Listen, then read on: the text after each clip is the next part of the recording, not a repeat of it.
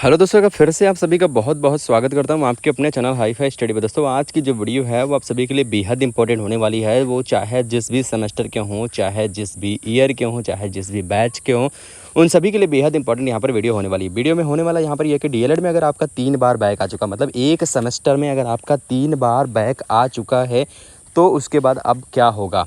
दूसरा यहाँ पर क्वेश्चन ये भी आता है दोस्तों कमेंट के माध्यम से कि 3 विषय में यदि भाई कोई सेमेस्टर है अगर उसमें 3 विषय में बैक आ चुका है, 3 विषय में बैक आ चुका है तो क्या होगा। अभी रिसेंटली यहाँ पर दोस्तों आपको यहाँ पर ये पता होगा कि अगर एक सेमेस्टर में 3 बार बैक आता, 3 बार आपका सेमेस्टर बैक लगता है तो उसके बाद आप एग्ज़ाम देने के लिए एलिजिबल नहीं होते हैं। ठीक है। बाकी यहाँ पर दोस्तों अगर हम बात करते हैं, अभी आपको पता होगा कि अगर आपका एक सेमेस्टर में अगर 3 विषय में बैक आ चुका है, एक सेमेस्टर में अगर 3 विषय में बैक आ चुका है तो आपका वो सेमेस्टर बैक माना जाता है। यानी कि दोस्तों आपको उस सेमेस्टर में पूरी की पूरी पेपर फिर से देने पड़ेंगे।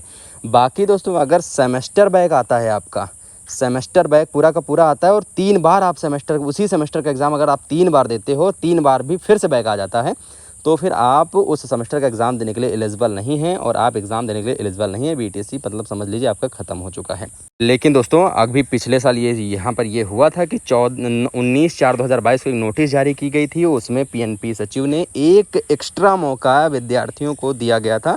उनका 3 बार सेमेस्टर बैक आया था लेकिन उनको एक बार और मौका दिया गया था, लेकिन ये मौका सिर्फ एक बार दिया गया था। अभी रिसेंट ये चीज़ नहीं पता है कि ये मौका फिर से आप सभी को मिलेगा या फिर नहीं मिलेगा, ये अभी नहीं कह सकते हैं। ये नोटिस के ऊपर पीएनपी मोड के ऊपर या पीएनपी कार्यालय से होगा।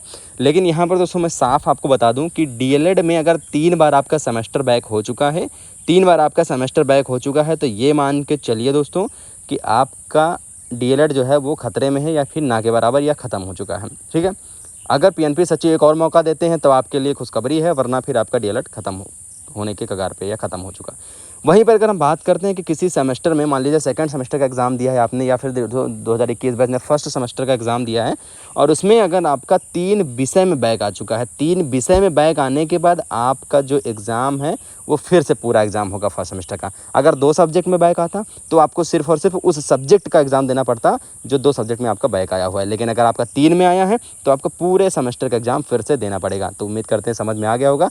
और अगर अभी थोड़ा सा भी डाउट है तो आप नीचे के व्हाट्सएप नंबर पर आप हमें मैसेज कर सकते हो, टेलीग्राम पे या कमेंट सेक्शन के माध्यम में आप कमेंट से पूछ सकते हो कि सर मेरे इतने में आया क्या होगा। अगर आप इस भाषा को नहीं समझें, इस वीडियो के माध्यम से नहीं समझें तो ठीक है, वीडियो को शेयर करिएगा दोस्त मित्रों के साथ। मिलेंगे नेक्स्ट वीडियो के साथ। जय हिंद, वंदे मातरम।